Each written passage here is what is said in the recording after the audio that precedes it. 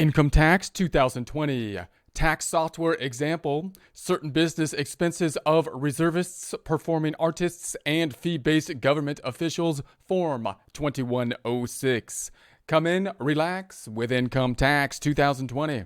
Here we are in our Lacerte tax software. You don't need the Lacerte tax software in order to follow along, although I do think they have a free 30-day trial. So if you want to try a demo version, or if you can get access to a demo version, I think it's a good tool to be practicing with. But in any case, we're going to be taking a look at the forms, Form 1040, the related Schedule 1, and the Form 2106. That's where our focus will be. We're going to be using the tax software to jump back and forth from the data input to the tax form so we could run different scenarios. The tax software, of course, making it easier for us to enter the data and run those scenarios quickly. So we see here our starting point where we're going to say it's a single filer. Eric Smith, our taxpayer living in Beverly Hills 90210. We've got the $100,000 for the W-2 wages as our starting point. Standard deduction $12,400, giving us the taxable income $87,600. If we go to our tax worksheet, same kind of thing in terms of the tax formula. $100,000 income, standard deduction $12,400, giving us the taxable income of the $87,600. That's going to be then our starting point. Now we're looking at the adjustments to income, so we're going to be then going to Schedule 1. So we'll go on over to Schedule 1. We're looking at Part 2 of Schedule 1. So here's Part 1. We're scrolling on down to Part number 2, adjustments to income, looking at line 7.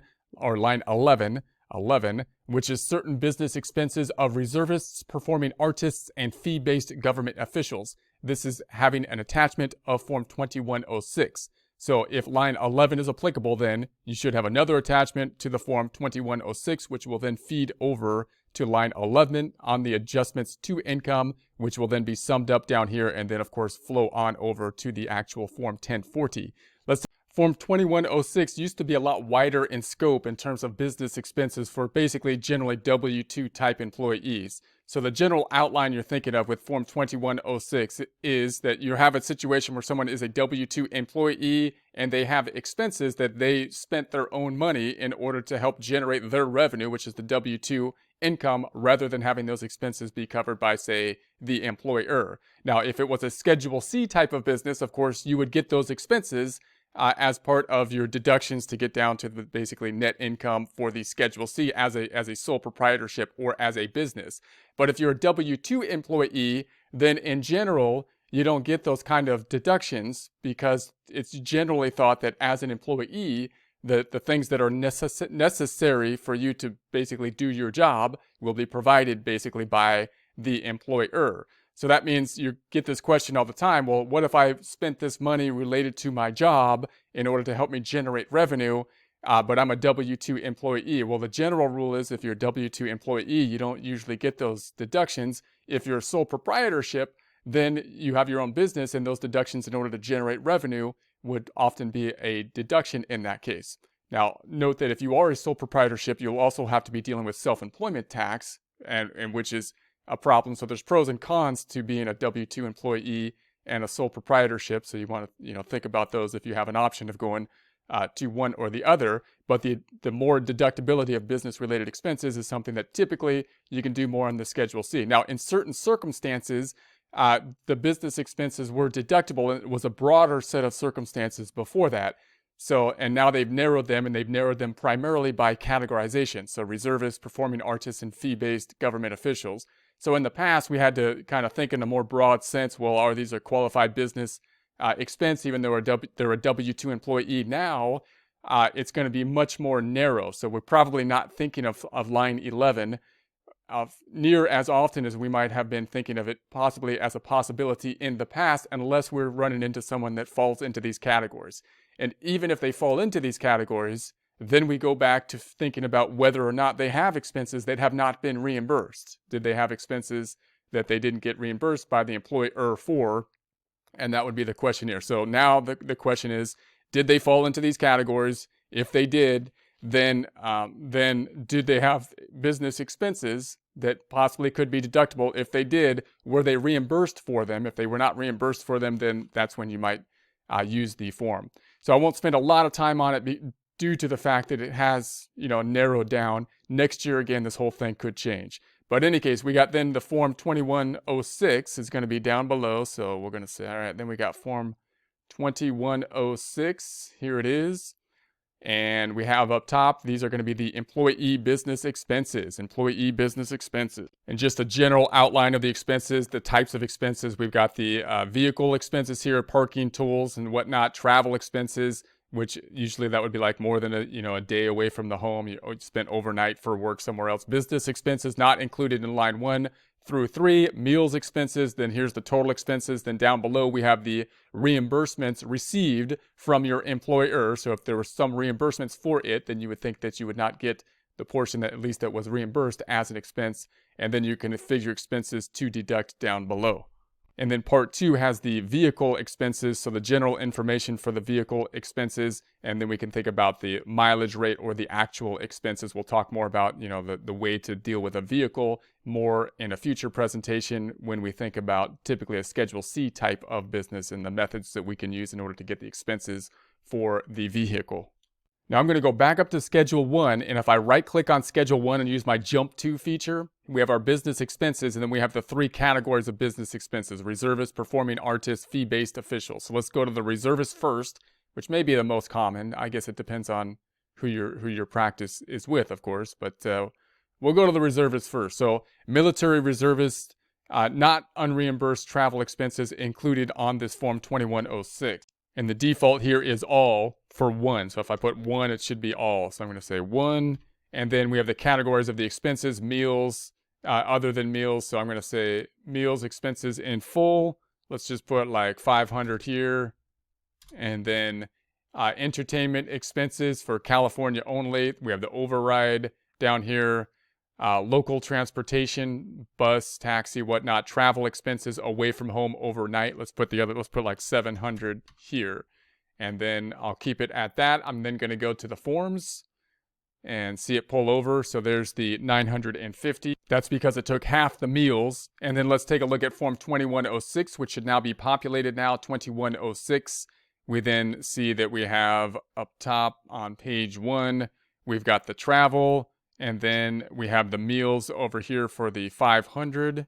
And then we took half the meals, in essence, the 250. And that's why the 700 plus the 250 brings us to that 950. And that then pulls forward to obviously the Schedule 1. So there it is on the Schedule 1. And then that would pull then forward to the Form 1040.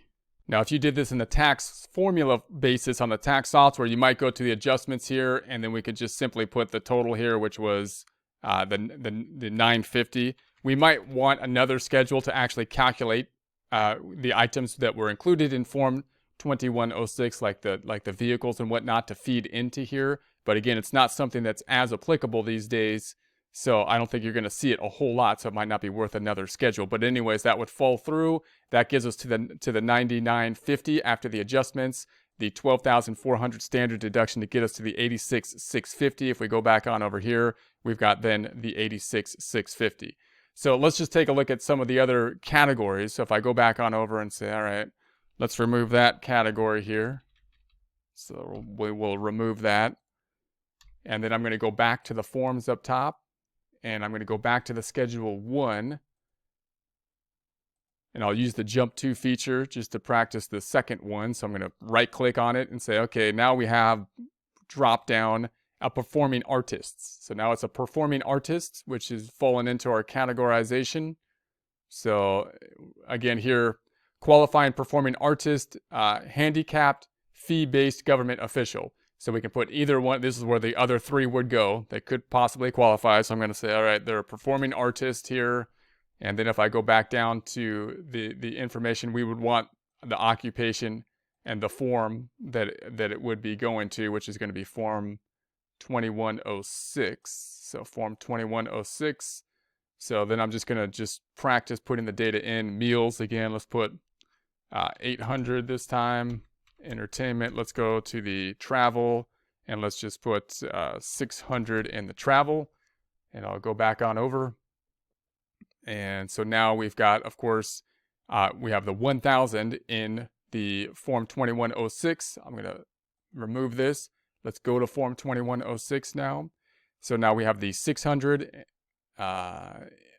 in these two categories, and then 800 for the meals. It's taking half the meals. That brings us to 1,000. That 1,000 then pulling over to the form 2106. 2106 then, I'm sorry, that form 2106 pulling over to Schedule 1. Schedule 1 then pulling over to the first page of the 1040 here. So obviously it would be a similar process for the other categories. So if I right click and I jump to it and I say, now I want to go to the performing artist activity.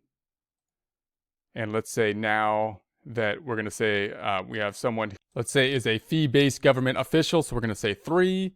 And then if I bring that back on over, we're going to say, all right, fee-based government official, there's the 1,000. So that categorization is there as well. Removing this, we're going to go to 2106. So once again, we have our categorization here. Now note, of course, this information is something you're not typically going to have a form for. They're not going to have a W-2 or a 1099 typically for this type of information. The client's going to have to tell you that they have these business expenses, which is, again, one reason why it's kind of nice that they simplified it to remove that, because it's one of those areas where there's a lot of leeway. There's no verification really for it. So you're kind of doing stuff that's similar to like a Schedule C type of business when you're doing this. So you're going to have to ask the client if they are in these particular industries, then go to there and say, okay, if they're not in those industries and they ask you, they say, we used to be able to deduct these, then you have to say, well, yeah, but they limited the deduction and they basically removed it. It might be back next year. So, and then the next one that oftentimes if they fall into one of these categories, it might be the auto expense, right? And typically on the auto, we can either take the direct method or indirect method. So we'll just take a look at the indirect method again. Here we're just looking at an example. We'll go into this in more detail in the future, but the vehicle information could then be directed to Form 2106 if applicable. Later we'll take it to generally the Schedule C and deduct it on the Schedule C. But same kind of information and data input screen. You'd have the description of the vehicle. So I'm just going to say that this is a truck, date placed in service. I'm going to say 010120. The miles, let's say we had 20,000 miles, business miles. Let's just say that we had let's say 15,000 are business miles. The commute, we're going to say is 20 miles, average daily round trip, and so on and so forth. And I just want to calculate real quick the mileage method and let it calculate the mileage method. We'll talk about the direct method and the indirect method later, but this is another common application. So if you have 2106 that you're going to fill out, then oftentimes you got a question about the auto. Was the auto used for the business expenses? Were you reimbursed for it? And then thinking about whether you want to use a mileage method or the direct method, often using the mileage method at that point. So then if you would then go back on over, now we have certain business expenses of reservists. We've got that 8,625 here. I'm then going to go to Form 2106. And again, we just did a quick calculation here, but we could see what it looks like. So 2106. So then we have the vehicle expenses from line 22 or line 29. That's where the expenses are coming from. And then we got the figuring of the deductions. And then on line 2 is the calculation of the vehicle expense. So we had the 20,000 miles, 15,000 business miles. Therefore, if we pull out the trusty calculator, this is going to be 15,000 divided by 20,000. So we're saying 75% business use then. So 20 miles on the commute. So then other miles. And that's how we're going to basically calculate the mileage, which will be at the 0.575 rate. So we're then going to say 0.575 rate. So if we take then the business miles, not including commute typically, 15,000 times the 0.575 rate, that's what we're getting this 8,625. So oftentimes the questions would be, well, how many miles did you drive total? And then what percentage maybe do you think are business miles?